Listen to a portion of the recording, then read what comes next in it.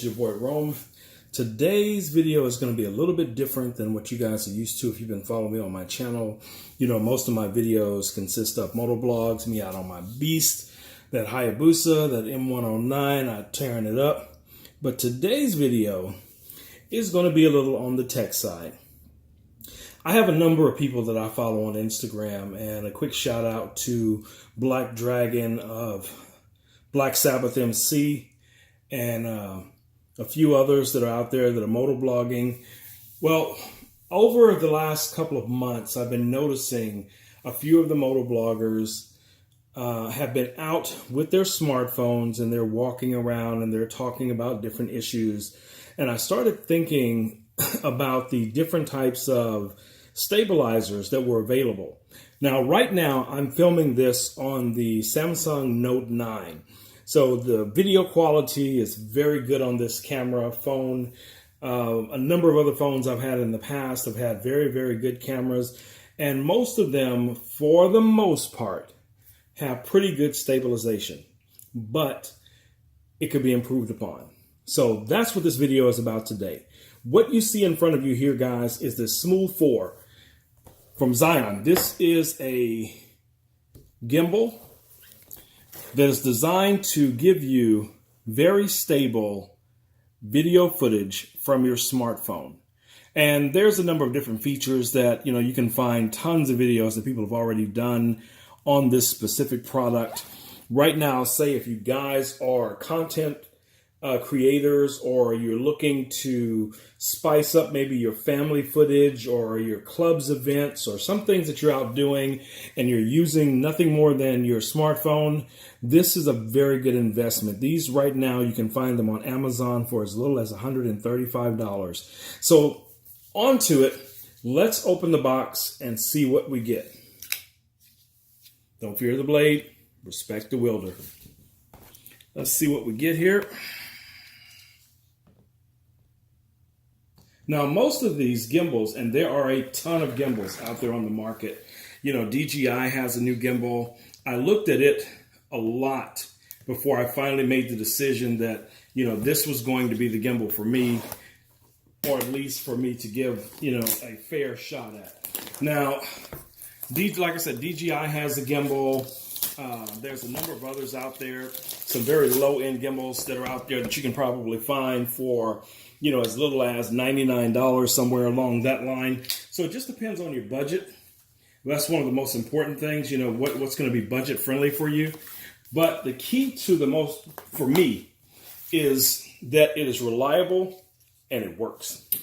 Because if I got a deal and I'm like, wow, look at all the money I saved, you know, buying XYZ, but yet the product still doesn't meet my expectations, then we got a problem.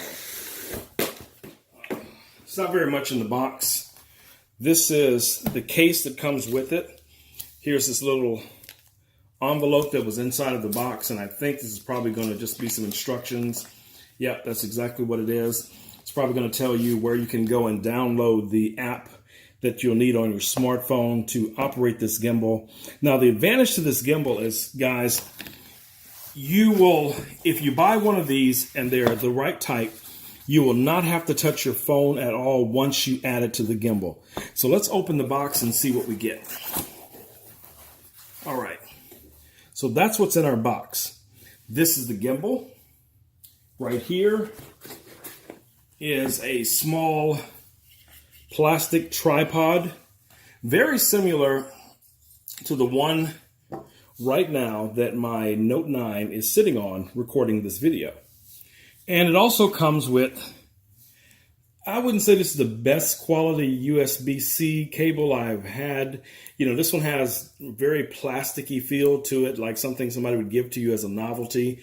But yet and still, you know, with the Note 9 and a number of other phones, I got a ton of these cables laying around. So even if this one isn't a very good one, I still, you know, it's one more cable. So, you know, look at it from that perspective. So let's get to the main event, and that's going to be our gimbal itself. So let's pop that right out of the box. And I'll tell you guys, at first impression, It has a little bit of weight to it, like many other reviewers have talked about. You know, you can feel the weight of the gimbal. You feel it. It feels sturdy. It doesn't feel like, you know, cheap plastic or like a toy or something like that. So that's a win within itself. Now, the way this little tripod works is it just adheres right here, just screws into the bottom. And even if you're not using this little mini tripod and you're using a traditional size tripod, it'll still work because it's the exact same screw size. So let's get that out. And there we go. Let's move this box out of the way. Now this box is nice. It has a nice, secure type of feel to it. You know, you feel comfortable if you kept this. But what I would recommend if you're going to buy something like this is maybe get one of the hard cases with straps where you could carry this. Or if you're going to just, you know, drop one of these in your backpack or something like that, you know, it's going to be a win. But overall, that's our gimbal.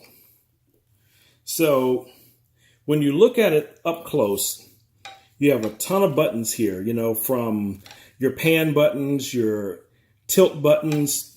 You have a couple of triggers on the back. You have a zoom wheel as well as a focus wheel. But I'll do another video coming up soon where I'll go into more details about, you know, how this gimbal works. One of the things that I was concerned about is because, you know, I have a number of different phones. You know, this is an iPhone 8. This is an S7. And there's probably 5 or 6 other phones around here that I use for different things, you know, different businesses, including the Note 8 that I'm recording on. Now, this is not a very small phone. This is the S7. So let's just pop this in and see how this fits in this gimbal. So we just slide that down.